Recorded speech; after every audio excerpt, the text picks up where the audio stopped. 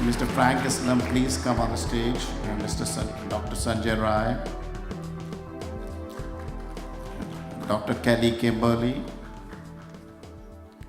Sheila Murthy, please come on the stage. Debbie Dreisman. I want to also, in meanwhile, while they're coming, thank you, Debbie Dreisman. She's the one who's the manager director for Performing Arts Center. We work with her almost day and night for this thing to happen. All the techs up there, Mike, Deborah, Mike, Matt, all the folks, which you don't see, but they're doing a lot of work. So thank you, all of you. So let's start. The first award is I hope you all know, there was a beautiful movie today in the morning, Black Prince, and even the ambassador Naftesh Sarna came to see that movie. It's historical, it's factual, and he's well known. He started his career in UK, and then he came to Hollywood, doing some very good work. He's done acting, directing, on the international level. So the first award we want to give him for is Outstanding Achievement in International Cinema, Kaviraj.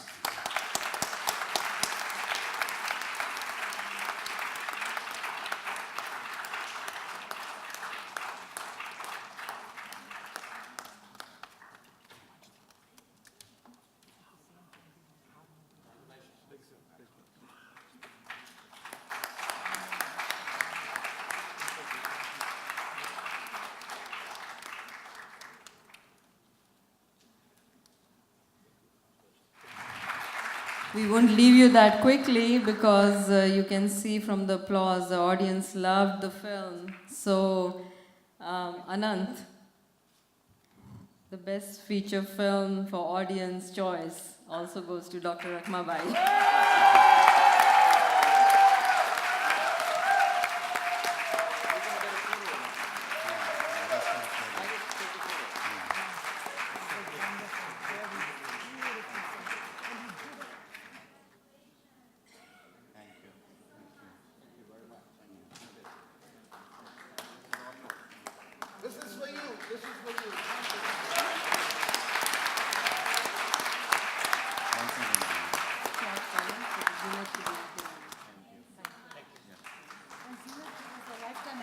I used to admire her for bold, progressive roles, and we were very happy when we came to know that she has accepted our invitation to come.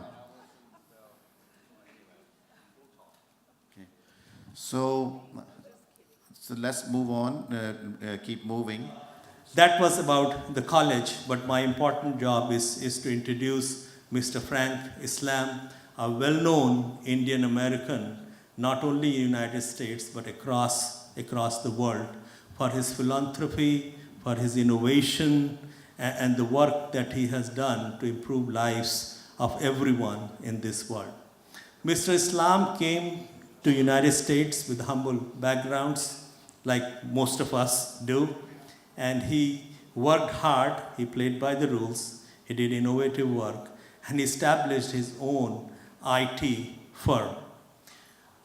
I believe 6 or 7 years ago, he sold his IT firm for a lot of money. I won't tell you how many, but it's much more than what we can think of.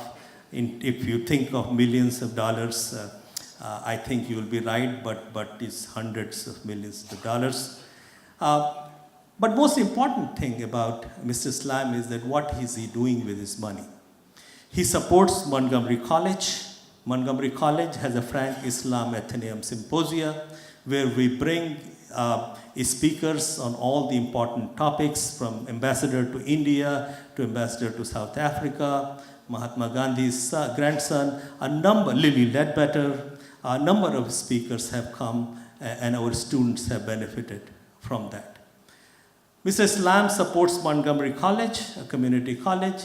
He supports all major universities. It's hard to find one which he doesn't support in this area, but he also supports universities in other parts of the world. He has given a major gift to Aligarh Muslim University just last year for their business program.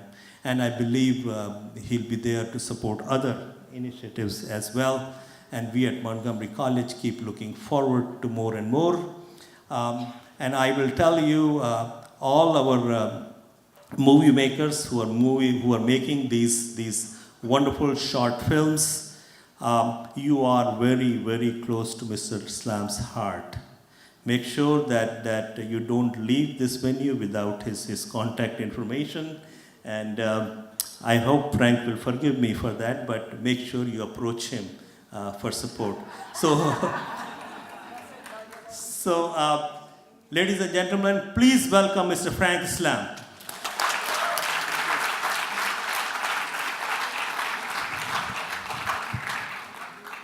Well, what a fabulous night, and thank you all for coming. And thank you all of you who have received this award. Congratulations. Congratulations to all of you. So thank you, Sanjay, for your kind introduction. As you all know, the Sanjay also comes from UP, eastern part of the UP, and I belong to a city called Azamgarh, which shaped my story and determined my destiny. And I went to school at Aligarh Muslim University, which my wife Debbie and I contributed several $1 million to build Frank and Debbie Islam School of Management Complex. So let me begin by acknowledging Manoj and Geeta for putting together another great edition of the DC South Asian Film Festival. We are deeply grateful to both of them. For the 60th year in a row at this festival, you have showcased the best of independent cinema from the subcontinent, proving the film from there is much more than Bollywood, much more. Let's all give a big round of applause to Manoj and Geeta. Where is Manoj? Geeta, come on in. At the outset, I also want to thank my dear friend Dr. Sanjay Rai from the Montgomery College for partnering with this film festival for the second successive year. Thank you, Sanjay. Let's give him a big round of applause. Finally, thanks to all of you in the audience this evening. My special thanks to those who have been long supporters of the DC South Asian Film Festival. I applaud all of you for your dedication, for your commitment to this tremendous festival. Over the past 5 years, the DC South Asian Film Festival has brought a wide spectrum of movies, an array of talents from India, Pakistan, and other countries in South Asia to Washington, D.C. The movies the festival brought us include a number of classics that has never been screened publicly in this area. Because of this festival, lovers of the South Asian and South Asian American movie have had the privilege of interacting with the cinema giants such as Shaniyam Benegal, Prakash Jha, and Aparna Sen. The festival had also brought us many other talents, including Nandita Das and Manisha Korala and the late Farouk Sheikh. Now, this year, the festival brings us another legend of the Indian cinema, the one and only Zeenat Aman. Let me say a few words about and to Zeenat. Zeenat, you define girlhood and womanhood for the generations of South Asians. Young and old alike cried when you cried on the screen, and they laughed when you laughed. On the personal note, Zeenat, I must tell you that growing up, my favorite movie was Mughal-e-Azam. And your late father, Amanullah Khan, wrote that script for that film. Mughal-e-Azam was a piece of India I carried in my heart and soul when I came here as a student from India. Mughal-e-Azam is still etched in my memory and has never faded away from my memory. Zeenat, all of us sincerely thank you for coming and being an active participant in this festival. It means the world to have you and your son, Azan Khan, the director of the movie Bankster, here with us, part of this celebration. Let's give a big round of applause. Thank you, Zeenat. I also want to recognize all of the filmmakers and actors who are with us here for this celebration. They include, but not be limited to, Varstal Anand Mahadevan. Please stand up. Thank you very much. And congratulations for your award. And Kavi Raz. Please, can you stand up, Kavi? Thank you very much all for your do. And actress Azan Khan. Can you stand up, Azan, please? And Adil Hussain, I'm not really sure he's here, and Faizan Khaja and Akash Dhar. Is Akash Dhar here?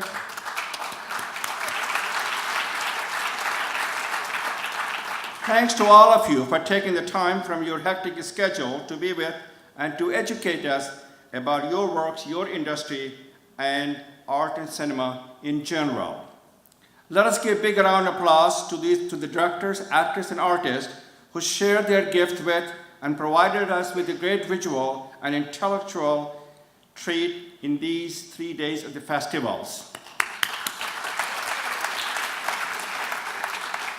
As in the past festival, this festival featured a broad range of films, including statement movies such as Lipstick Under My Burqa, which resulted in vibrant discussions about the role of women in Indian society. I understand that has some trouble India with the Film Censor Board, but I am glad it did very well in the box office. The success of Lipstick and other similar independent movies once again proved that art and cinema can be very effectively used for social purposes. As I said in the past film festival, my wife Debbie and I are firm believer of using art to highlight social causes and increase public awareness about them and to make our communities and societies better. Art plays a pivotal role in connecting, inspiring, and engaging communities. It has a unifying and healing power. The art transcends all boundaries. It represents the very best of our humanity. As President Kennedy once said, art nourishes the roots of our culture. So Debbie and I believe that civilization is defined by the level of sophistication of its art and cinema.